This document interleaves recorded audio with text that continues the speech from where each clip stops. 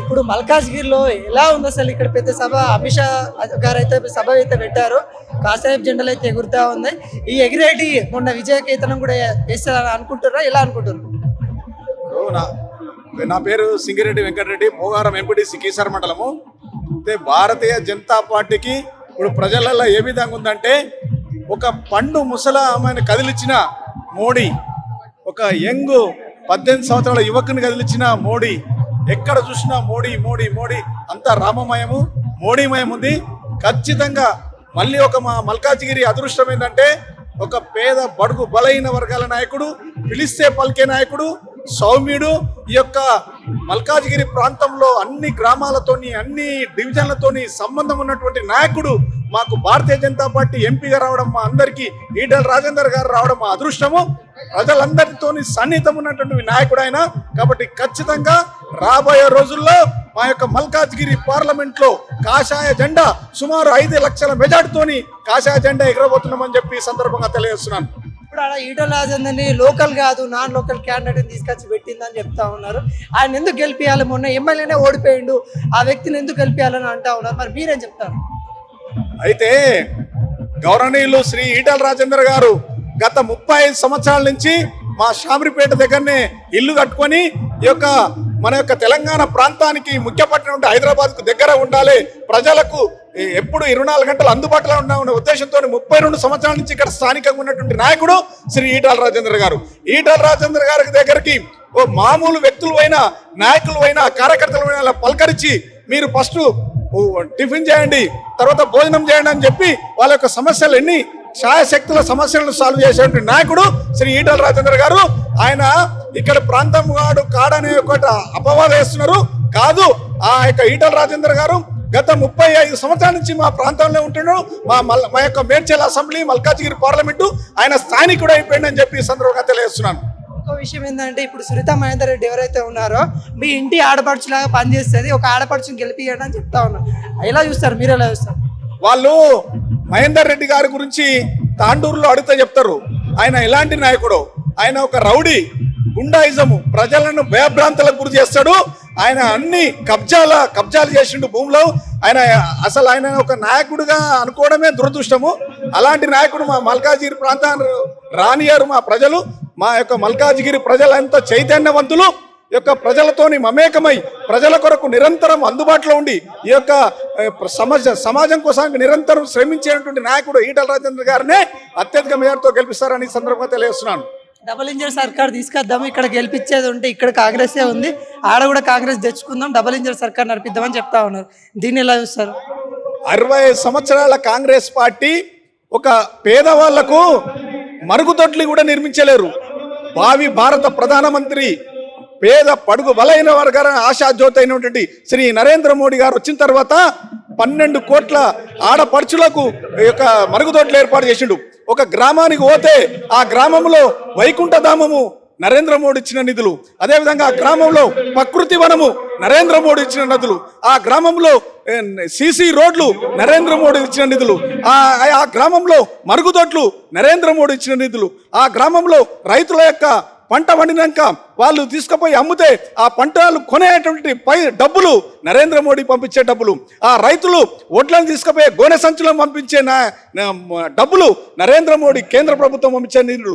ఈ విధంగా చూస్తూ పోతే ఇంకోటి దురదృష్టం ఏంటంటే, గ్రామ పంచాయతీల్లో పనిచేసేటువంటి పేద కులాల నుంచి వచ్చినటువంటి పేద వర్గం కార్మికుల యొక్క జీతాలు కూడా కేంద్ర ప్రభుత్వం పంపించే 15th 14th ఫైనాన్స్ డబ్బులే.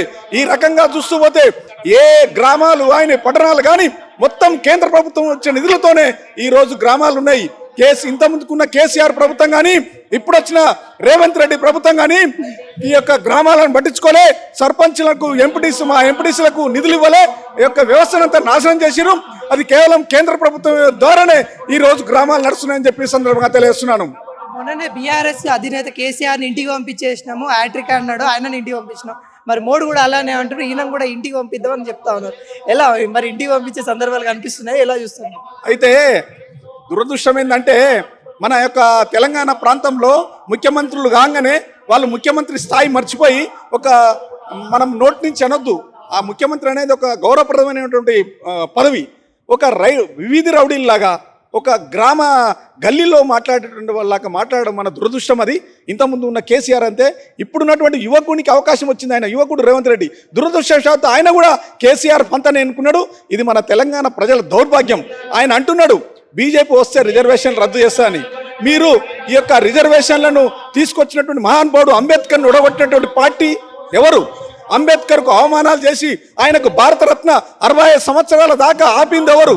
ఆ తర్వాత అంబేద్కర్కు గౌరవం ఇచ్చింది భారతీయ జనతా పార్టీ.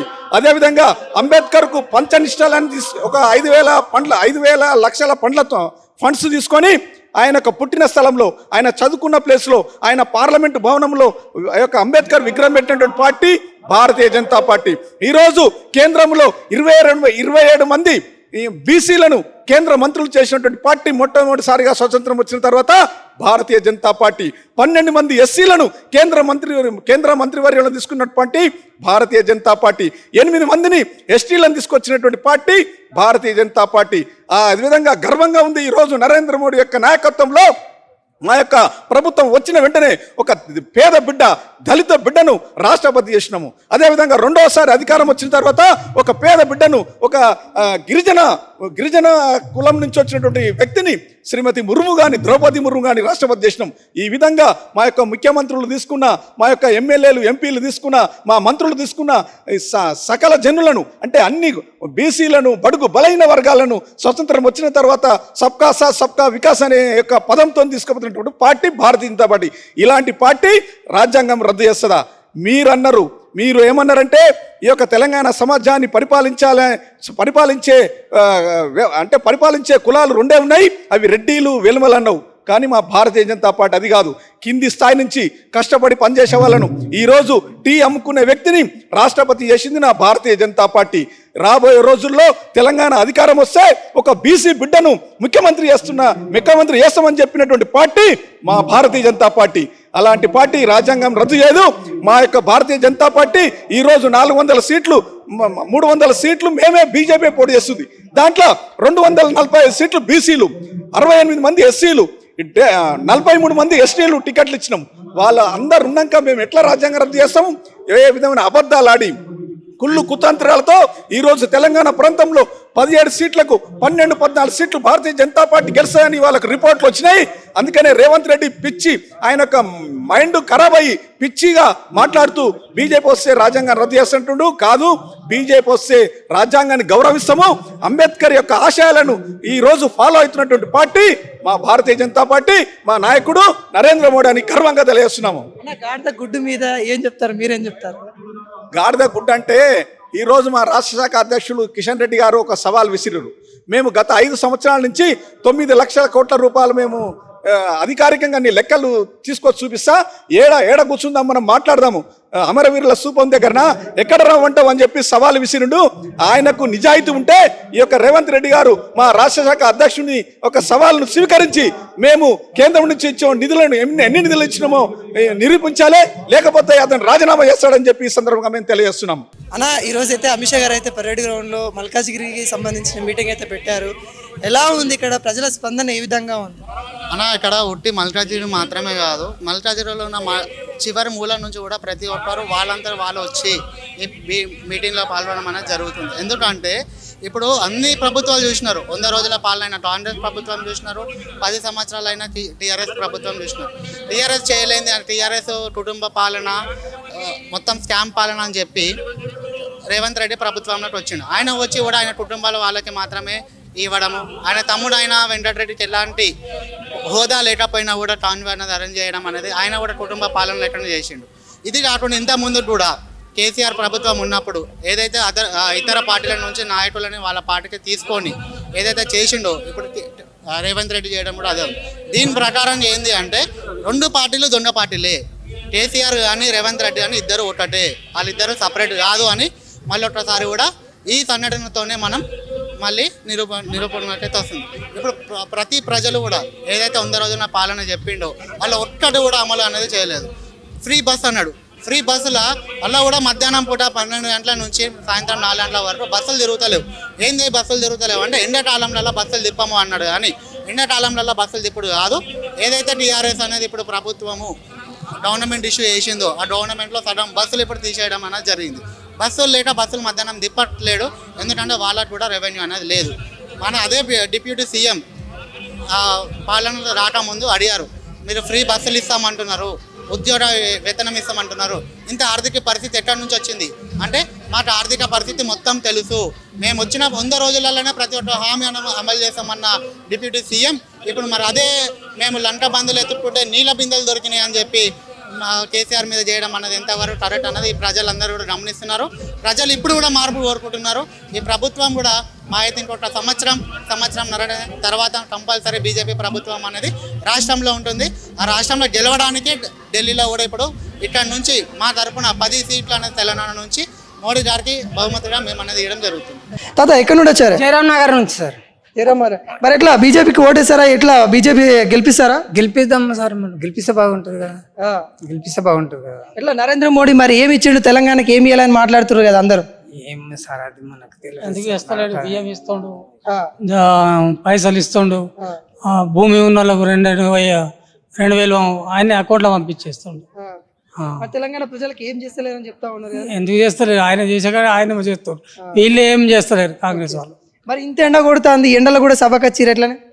ఇక అభిమానం ఆయన చేసిన పనిని బట్టి అభిమానం గురించి వచ్చి. మరి మొన్న కేసీఆర్ని ఒడగొట్టిరు కదా, ఎట్లా అనుకుంటారు మీ కాడ అంతా?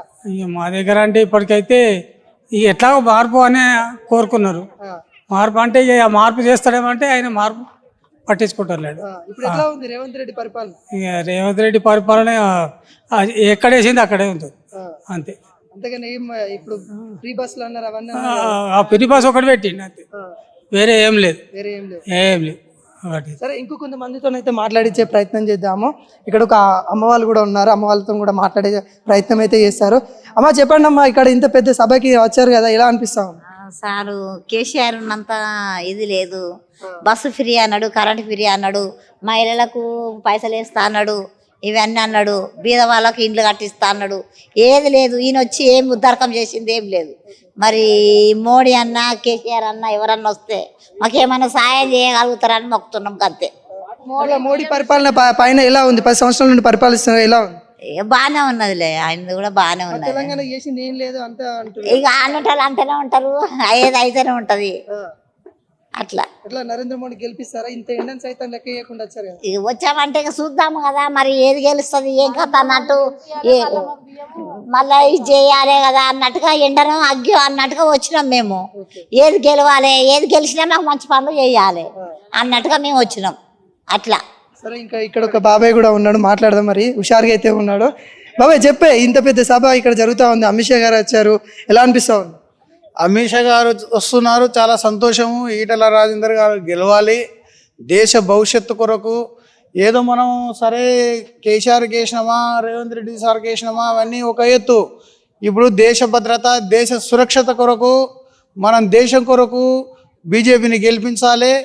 మళ్ళీ కేంద్రంలో మోడీ గారి పరిపాలన వస్తేనే మన దేశం సురక్షితంగా ఉంటుంది. అందుకొరకు మనం భారతీయ జనతా పార్టీ ఓటేసి గెలిపించాలని. ఇంత ఎండ అనకుండా చాలామంది ఇంకా వస్తూ ఉన్నారు, మీరు సభ లాస్ట్ వరకు చూస్తారు. అంటే ఇప్పుడు తెలంగాణకి ఇచ్చింది ఏం లేదు, గాడిద గుడ్డ అని చాలా మంది అంటా ఉన్నారు, దాన్ని ఎట్లా అంటారు? ఇది చాలా తప్పండి. గాడిద గుడ్డు అనేది నోటి మాట, అది అట్లంటే అమలు చేయాలని చాలా ఉన్నాయి, ఇంకా అతను అమలు చేయలేదు. 2 లక్షలు రుణమాఫీ చేయలేదంటే అది ఒక గాడిద గుడ్డ అని మనం అనొచ్చు, కానీ అనకూడదు. అది అలాంటి ఒడ్డు రాకూడదు అనమాట. గాడిద గుడ్డ అనేది ఆ స్థాయిలో ఉండి అట్లా అనకూడదు అనమాట. చాలా చేశారు, అన్ని చెప్పి చేస్తారా? రోడ్లు ఇంత వేగవంతంగా చేస్తూ ఉన్నారు, ఎవరు చేస్తారు? ఇంతకుముందు ఎప్పుడంత రోడ్లు ఇంత వేగవంతంగా ఉన్నాయా? ఇప్పుడు ఏ రైల్వే స్టేషన్ కూడా ఎంత సాఫ్ సుథరాగా ఉంది. కేంద్రం ఇచ్చే నిధులు ఎన్నో విధాలుగా వాళ్ళు ఇస్తున్నారు, కాకపోతే పనులు చేపట్టిన వాళ్ళు సరిగా చేయలేకపోవడం వల్ల ఇలాంటిది ఉంది. అంతేగాని ఏమిచ్చింది గాడిద గుడ్డ అంటే, కేంద్రానికి ఎన్నో స్టేట్లు ఉన్నాయి, ఇది ఒక స్టేటే కాదు కదా, అన్ని అభివృద్ధి చేస్తున్నారు. దేశ అభివృద్ధి కొరకు మనం బీజేపీ ఓటేసి గెలిపించాలి సార్. మరి ఈటల రాజేంద్ర గెలుస్తారంటారు, మల్కాజ్గిరిలో ఆయన లోకల్ కాదని ప్రచారం చేస్తూ ఉన్నారు చాలా మంది. లోకల్ కాకపోయినా నాయకుడు చాలా మంచివాడు. ఈ ఏరియాలో మొత్తం అతను చాలా సేవ చేసినాడు, స్వభావి, మృదు స్వభావి.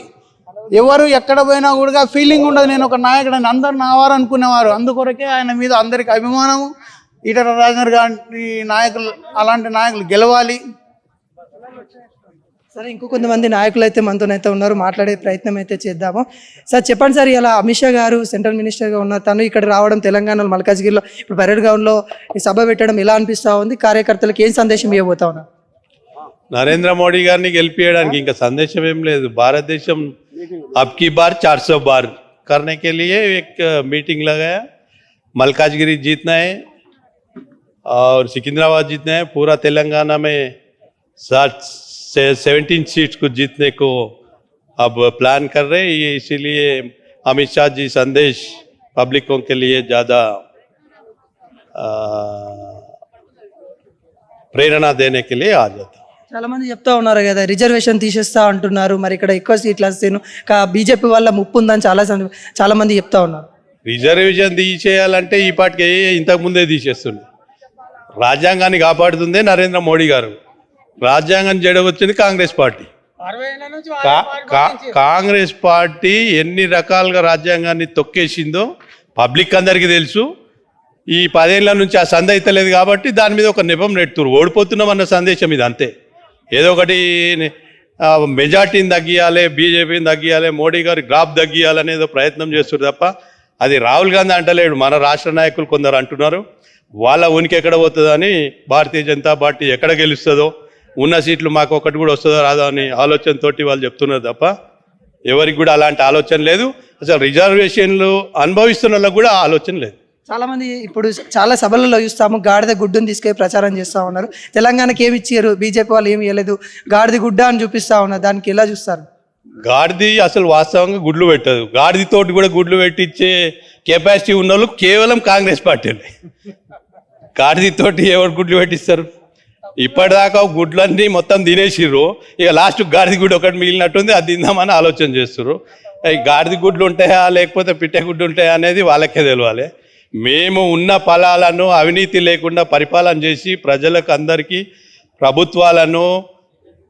ప్రభుత్వాన్ని వాళ్ళ దగ్గరికి తీసుకుపోయి వాళ్ళకు దేశ ఫలాలను అందించి పేదరికాన్ని నిర్మూలించి వాళ్ళను పైకి తీసుకురావాలనే ఆలోచనతో దేశాన్ని సురక్షితంగా ఉంచాలి. ఇవన్నిటితోటి మేము ముందుకెళ్తున్నాం తప్ప వాళ్ళు ఏదో చెప్తున్నారని వాళ్లకు గెలవడానికి ఎవరికి నోటికి వస్తే వాళ్ళకు సబ్జెక్ట్ ఉండదు, పాడుండదు, ఏది పడితే అది మాట్లాడుకుంటారు తప్ప అసలు ఆడ విషయం అది కాదు. గాడిద గుడ్లు వాళ్ళకే మిగులుతాయి లాస్ట్కు. భారతదేశ ప్రజలకు గాడిద గుడ్లు అనేది తెలియదు. అదే ఇంకోటి చెప్తా ఉన్నారు, సెంట్రల్ పార్టీలు ఏదైతే ఉన్నాయో ఓటు వల్ల తెలంగాణకు ముప్పు ఉంది, సెంట్రల్ పార్టీలకు ఓటు వేయకండి, ప్రాంతీయ పార్టీ ఉన్న బీఆర్ఎస్కు ఓటు వేయండి అని చెప్తా ఉన్నారు. దీన్ని ఎలా చూస్తారు? బీఆర్ఎస్ కేసు అందరికి కనిపిస్తూనే ఉంది కదా. మొత్తం కుటుంబ పార్టీ, ఎవరికి దొరికింది వాళ్ళు దోసుకున్నారు. ఆ కుటుంబం తప్ప మిగతా ప్రజలకు అందింది ఏం లేదు. వాళ్ళకు కొసరేసి వీళ్ళకు పసరు తీసుకొని పసరంతా తాగేసి మొత్తం ఇప్పుడు ఎవరెవరు ఏం చేస్తారు. ఇంకా మిగతాలు కూడా లోపలికి పోయే ఆలోచన ఇంకా తెలుస్తూనే ఉంది. ఎవరి దగ్గర ఏముంది, ఎవరెవరు ఎంత అవినీతి చేసిర్రు. ఆ అవినీతిని మరి కాంగ్రెస్ పార్టీ నిర్మూలిస్తుందా లేకపోతే వీళ్ళు కూడా అన్ననే ఊరికపోయి నువ్వు సగం నేను సగం అంటదా తెలియదు. మేము నేషనల్ పార్టీ కాబట్టే దేశం గురించి ఆలోచిస్తున్నాము. రాష్ట్రాలు ఎప్పుడు కూడా దేశం గురించి ఆలోచించే ఆలోచన ఉండదు. వాళ్ళ కోసము వాళ్ళ వారసుల కోసం తప్ప ఇంకా దేశం కోసం ఆలోచించేది వాళ్ళ దగ్గర లేదు, రాదు, ఎప్పుడు కూడా అది ఉండనే ఉండదు. బీజేపీ అనేది మతతత్వ పార్టీ, ఏదైనా మతాలను అంటే మతాలని పట్టుకొని కూర్చో ఉంది, దేశానికి ఏం చేయట్లేదు, రామ మందిరం అంటూ ఉంది, దేశానికి అభివృద్ధి ఏం చేయట్లేదు అంటా ఉన్నారు. అది వాళ్ళు ఓటు బ్యాంక్ కోసము వాళ్ళు వాళ్ళ దగ్గరికి వెళ్ళి ఎక్కడ దూరం అవుతారు అని చెప్పి మత రాజకీయాలు మాకు అంటగడతారు తప్ప మతాలను అన్నింటినీ కూడా ఒక తాటి మీదకి తెచ్చి దేశాన్ని ఒక తాటి మీదకి ఒక విధంగా నడిపించాలని చెప్పి భారతీయ జనతా పార్టీ కానీ మతాలను అడ్డం పెట్టుకొని మేము ఎప్పుడు చేయలేదు. దేశద్రోహులకు మాత్రం ఖచ్చితంగా మేము యాంటీగానే ఉంటాం. వాళ్ళని దేశద్రోహం పాడడానికి ఏ మతంలోనైనా అది మేము నిర్మూలించడానికే పనిచేస్తూ ఉంటాం. అంతేగాని వాళ్ళు ఏదో మతాలు అంటగట్టి కులాలను అంటగట్టి ఆ పేర్లు చెప్పుకొని ఓట్లు దండుకుంటూ ఉంటారు తప్ప మిగతాదేం లేదు. అన్న చెప్పండి అన్న, ఇప్పుడు బీజేపీ తెలంగాణలో ఏ విధంగా ఉండబోతా ఉంది, ఎన్ని స్థానాలు గెలిచే ఛాన్సెస్ ఉన్నాయి? ఖచ్చితంగా మేము 17 స్థానాలు గెలుస్తామని మేము నమ్మకం ఉంది. మాకు ఆ నమ్మకంతో మేము పనిచేస్తున్నాం. నరేంద్ర మోడీ గారు ఈ దేశానికి ఒక శక్తివంతమైన దేశాన్ని చేసేందుకు మేము ముందుకు పోతున్నాం. ఏ నమ్మకంతో నన్న 17 స్థానాలు గెలుస్తానని అంత ధీమా వ్యక్తం చేస్తాం? మేము ఖచ్చితంగా ఉన్నది, మాకు ఆ నమ్మకం ఉంది, మాకు గెలుస్తామని. పదేండ్ల పరిపాలనే నమ్మకం. ఒకసారి చేసినాము, రెండోసారి ఇచ్చిర్రు, రెండోసారి కూడా చేసినాము, అంతకంటే ఎక్కువ మూడోసారి ఇస్తున్నారు. పేదలకు ఎన్ని రకాలుగా అవుతున్నాయి. స్కిల్ డెవలప్మెంట్ పెట్టి వాళ్ళకు ముద్రా లోన్స్, వాళ్ళు వాళ్ళ కాళ్ళ మీద వాళ్ళు నిలబడే విధంగా వాళ్ళను తయారు చేయడము, దేశం కోసము ఆత్మనిర్భర్ భారత్ పెట్టి రకరకాల స్కీమ్స్. అదే పేదవారికి ఉచిత రేషన్ అందిస్తున్నారు, గ్యాస్ సబ్సిడీ అందిస్తున్నారు, ఉండడానికి ఇల్లు ఇస్తున్నారు, ఆయుష్మాన్ భారత్ ఇది ఇస్తున్నారు. ఈ స్కీమ్లన్నీ కూడా ఇంకా చాలా స్కీమ్స్ ఉన్నాయి. అవి లెక్క పెడితే వాళ్ళకి తెలుసు. మామూలుగా ఎవరెవరికి ఎస్సీ స్కీమ్స్ కింద వెహికల్స్ కానీ, బీసీ స్కీమ్స్ కింద కానీ రకరకాలుగా వాళ్ళకు స్కీమ్స్ తీసుకొచ్చి పేదరికాన్ని నిర్మూలించి వాళ్ళ కళ్ళపైన వాళ్ళని నిలబెట్టడానికి అన్ని రకాలుగా ప్రయత్నం జరుగుతూ ఉంది. దాని నమ్మకం మీదే మళ్ళీ వస్తే మోడీ గారు ఖచ్చితంగా మాకు అండగా ఉంటారని చెప్పేసి ప్రజలు నమ్ముతున్నారు. కాబట్టి ఆ నమ్మకంతో మేము చెప్తాము. అలా చెప్పండి అన్న, ఇక్కడ మొత్తం కాషాయపు జెండాలు ఎగురుతా ఉన్నాయి పరేడ్ గ్రౌండ్ లో. ఎలా చూడవచ్చు అసలు? ఇది విజయానికి సంకేతం అనుకోవచ్చా, ఎలా అనుకోవచ్చు? ఎలక్షన్ కాకముందుకే విజయం ఎప్పుడో సంకల్పం అయిపోయింది. ఈటల రాజేందర్ గారు కానీ, కిషన్ రెడ్డి గారు కానీ. ఇక్కడ ఈ 2 కాన్స్టిట్యున్సీలో జరుగుతున్న నియోజకవర్గంలో ఆల్రెడీ జయకేతనం ఎగిరేసినట్టుగానే మనం అందరం భావించాలి. దీనికి సంకేతకమే ఈ సభ. అసలు ఎలక్షన్ ముందు జరిగే సభ కాదు, ఎలక్షన్ విజయోత్సవ సభ జరిపించుకున్నట్టుగా కనబడుతుంది ఈ సభను చూస్తుంటే. ఇప్పుడు ఏమో కొంతమంది గాడిని గుడ్డును పట్టుకొని తిరుగుతూ ఉన్నారు, ప్రచారం చేస్తూ ఉన్నారు. మరి నిజంగానే మరి తెలంగాణ గవర్నమెంట్కి బీజేపీ ఏం చేసిందంటే మీరేం చెప్తారు? తెలంగాణ ప్రభుత్వానికి బీజేపీ ఏం చేసిందంటే, ఇవాళ ఏ నేషనల్ హైవేకి వెళ్ళినా ఎంత చక్కనైన రోడ్ల మీద తిరిగే ఈ మూర్ఖులు ఎవరు మాట్లాడలేరు తెలంగాణ గవర్నమెంట్కు జాతీయ ప్రభుత్వం ఏం చేసిందని. ఇవాళ ఏ మెట్రోను చూసినా ఏ విధంగా మాట్లాడలేరు. ఇవాళ సికింద్రాబాద్ కానీ, చర్లపల్లి రైల్వే స్టేషన్ కానీ టెర్మినల్గా మార్చి ఇవన్నీ ఎట్లాంటి అద్భుతంగా నిర్వహిస్తున్నారో, విమానాశ్రయాల కంటే స్థాయిగా రైల్వే స్టేషన్లు ఏ విధంగా తీర్చిదిద్దబడుతున్నాయో వీటన్నిటిని చూస్తే కళ్ళు లేని కబోదులకు మాత్రం ఏమాత్రం తెలియదు. వాళ్ళకు కళ్ళున్న కబోదులకు మాత్రం 100% తెలంగాణకు కేంద్ర ప్రభుత్వం ఏం చేసిందనే దాన్ని బట్టి ఆ కళ్ళున్న కబోదులకు మాత్రమే కనబడుతుంది. ఇది ఇప్పుడు చూస్తే ప్రధానంగా ఈరోజైతే మల్కాజ్గిరి ఏదైతే నియోజకవర్గం ఉందో అక్కడ ఈటల రాజేందర్ గురించి ఆడ లోకల్ కాదు నాన్ లోకల్ అని చాలా మంది ప్రచారం చేస్తూ ఉన్నారు. ఆడ వ్యక్తిత్వం ఇలాంటిదని కొంతమంది ప్రశ్నిస్తూ ఉన్నారు. ఆడ గురించి మీరేం చెప్తారు? ఈటల రాజేందర్ గారు ఒక మచ్చలేని మనిషి, ఒక ఉద్యమకారుడు, ఒక అందరినీ అన్న అంటే దక్కున చేర్చుకునే వ్యక్తి. అదే లోకల్ కాదని చెప్పేటోళ్ళు ఎవరైనా సరే, పోయినసారి ఇదే మల్కాజ్ గారి నుంచి ఎక్కడో కొడంగల్ నుంచి వచ్చిన రేవంత్ రెడ్డి గెలిచిండు. ఆయన ఏ విధంగా లోకల్ అవుతాడు? ఇక్కడే అల్వాల్లో ఇల్లు నిర్మించుకొని, శామర్పేటలో ఇల్లు నిర్మించుకొని మల్కాజ్గిరిలో పోటీ చేసుకున్న అతను లోకల్ ఎందుకు కాడు? లోకల్కు నాన్ లోకల్కు దీనికి అవసరం కూడా లేదు. యాక్చువల్గా ఇది మనకు పార్లమెంట్ ఎన్నికలలో ఎక్కడి నుంచి ఎక్కడోలైనా నిలబడే అవకాశం ఉంటుంది కనుక మతి ఉన్నవాడు ఎవరు ఇలాంటి మాటలు మాట్లాడారు. ఇది లోకల్కు నాన్ లోకల్ సంబంధం లేదు. ముమ్మాటికి ఈటల రాజేందర్ గారు 100% లోకలే, మా మల్కాజ్గిరి ప్రాంతం వాసులే. చూస్తే ఇప్పుడు ప్రధానంగా ఏం చేశారు తెలంగాణకు అనే ఒక విషయం అయితే ఇంకా చాలా ఆరోపణలు అయితే బీజేపీ మీద వస్తూ ఉంది. రిజర్వేషన్లు తీసేస్తారు అని ఇంకొక ఆరోపణ వస్తూ ఉంది. నిజంగా గెలవద్దని కోరుకుంటా ఇప్పుడు కాంగ్రెస్ వాళ్ళు అయితే అని అంటారు. నిజంగా 400 సీట్లు అయితే రిజర్వేషన్ చేంజ్ చేసే ఛాన్సెస్ ఉన్నాయి. రిజర్వేషన్లు తీసేయడం అనేది బీజేపీ మేనిఫెస్టోలోనే లేదు. బీజేపీ మేనిఫెస్టోలో ఉన్నది ఒకటే, మతపరమైన రిజర్వేషన్లు ఉండకూడదు అనేది మాత్రమే బీజేపీ యొక్క నిదానం. రిజర్వేషన్లు తీసేస్తాము అనేది ఎన్నడూ ఏ మేనిఫెస్టో లేదు, మోడీ గారు చెప్పలేదు, అది జీవితంలో జరగదు. రాజ్యాంగాన్ని మార్స్తారని కానీ రిజర్వేషన్లు తీస్తారని అభూత కల్పనలు సృష్టించి వీళ్ళు అందలం ఎక్కాలని చూస్తున్నారు. అందలం కాదు, ఒక తొక్కుతో వాళ్ళు పాతాళంకి వెళ్ళే అవకాశం ఉన్నదని చెప్తున్నాం. మల్కాజ్గిరిలో ఎంత మెజారిటీతో గెలవబోతాం? మల్కాజ్గిరిలో దాదాపుగా 8 నుంచి 9 లక్షల వరకు, 8 నుంచి 9 లక్షల మెజారిటీతో ఈటల రాజేందర్ గారు గెలుస్తారు. వారు గెలుపుకు కృతనిశ్చయమై ఉన్నారు. జనాలంతా వారి ఓటుకు వినియోగించుకోవడానికి సిద్ధంగా ఉన్నారు మల్కాజ్గిరి ప్రజలంతా. వారి గురించి మేడం చెప్పండి, ఈ రోజు చూస్తే ఇంత పెద్ద సభ జరుగుతూ ఉంది, అమిత్ షా గారు వస్తూ ఉన్నారు, ఎలా అనిపిస్తూ ఉంది? చాలా సంతోషంగా ఉంది. విజయోత్సవ సభ లాగా అనిపిస్తుంది. ఈటల రాజేందర్ గారి విజయోత్సవ సభ లాగా అనిపిస్తుంది. చాలా మంది బీజేపీని చాలా వ్యతిరేకించారు, అంటే చెప్తా ఉన్నారు ఓటేయద్దు, బీజేపీకి ఓటేయద్దు, ఓటేస్తే చాలా నష్టపోతామని చెప్తా ఉన్నారు. దాన్ని మీరు ఎలా చూస్తారు? ఎందుకు ఓటేయద్దండి? 70 ఏళ్ళు పరిపాలించిన కాంగ్రెస్ ప్రభుత్వము ఎలాంటి పనులు చేసింది, 10 సంవత్సరాలలో నరేంద్ర మోడీ గారు ఎలాంటి పనులు చేసిరు అనేది ప్రజలు పేరేసి వేసుకుంటున్నారు. ఈ రోజులలో సోషల్ మీడియా, ఆ టీవీలలో అందరు జనాలు చూస్తున్నారు కదా. వాళ్ళకి తెలిసిపోతుంది. వీళ్ళు ఏదో రాజకీయ నాయకులు మాత్రమే అంటున్నారు. ప్రజలు నరేంద్ర మోడీ గారు చేసిన అభివృద్ధి పనులను ఆలోచిస్తున్నారు. రేవంత్ రెడ్డి మొన్న గతంలో ఎంపీగా అయితే మల్కాజ్గిరిలో ఉన్నారు. ఇప్పుడు ఓట్లు కూడా నన్ను చూసి వేయండి, నా పాలన చూసి వేయండి, ఈ 100 రోజుల పాలన ఏదైతే ఉందో దాన్ని చూసి వేయండి అని చెప్తా ఉన్నారు. దాన్ని మీరు ఎలా ఉన్నారు చూసి? మల్కాజ్గిరి పార్లమెంట్ నుంచి గెలిచినాక రేవంత్ రెడ్డి గారు ఏ ఒక్క నియోజకవర్గానికి కానీ ఒక దగ్గరికి వెళ్ళి ఆయన ఎలాంటి ఒక అభివృద్ధి పనులు చేయలేదు. ఏ రోజు కూడా మేము ఫిర్జాదిగూడ అసెంబ్లీలో ఉంటాం, మాకు ఒక్క రోజు కూడా మా దగ్గర ఒక్క ఏరియాకి రాలేదు, బోడుప్పల్ కానీ ఫిర్జాదిగూడ కానీ. అలాంటి వ్యక్తి అభివృద్ధి 100 రోజుల అభివృద్ధి ఏం చేస్తామండి? ఎంపీగా ఉండి ఒక్క నిధులు తీసుకురానైనా ఈరోజు 100 రోజుల అభివృద్ధి 100 రోజుల అభివృద్ధి అంటే ఏమి ఇచ్చారండి? 6 గ్యారెంటీలు అన్నారు. ఒకటి స్టార్ట్ చేశారు, ఏది మహిళలకు ఉచిత బస్సు అని. అది మహిళలు కొట్టుకోవడానికి పెట్టిన కార్యక్రమంగా జరుగుతుంది. ఈ రోజులలో మనం చూస్తున్నాం, ఎక్కడ పోయినా మహిళలు ఉచితం అనే దానికి అయ్యేసరికి జనాలు ఎక్కడికడితే చీర కొనుక్కోవడానికి ఊళ్ళో నుంచి హైదరాబాద్ వస్తున్నారంట. దానికి పనికి వస్తుంది. అది ఎలా చూస్తారు? తెలంగాణ అభివృద్ధి కాలేదంటే కేంద్రం కూడా పాత్ర ఉంది, కేంద్రం మనకి ఏమి ఇవ్వలేదు అని చెప్తా ఉన్నాం. ఎందుకు ఇవ్వలేదండి? 11 శ్మశాన వాటికలు కట్టాలంటే సెంట్రల్ గవర్నమెంటే ఇచ్చింది. సర్పంచ్లలో డబ్బులు వేస్తే కూడా కేసీఆర్ గారు అట్లా ఎట్లా వేస్తారు, మేము కాదని ఎట్లా వేస్తారు అని చెప్పి వాళ్ళను మభ్య పెట్టిండు. ఈ రోజులలో ఎక్కడ పోయినా హైవేలు ఎంత 70 ఏళ్లలో జరగని అభివృద్ధి 10 ఏళ్లలో హైవేలు అంత అభివృద్ధి చెందినాయి.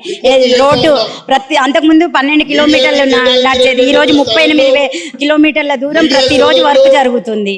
అంత తర్వాత రైల్వేస్, విమానయానాలు, ఎయిమ్స్ కాలేజీలు అన్ని అభివృద్ధి చెందినాయి కదా. ఒక్కటి కూడా చేయకుండా ఉండలేదు, చెప్పిన పని చేస్తూ వచ్చారు.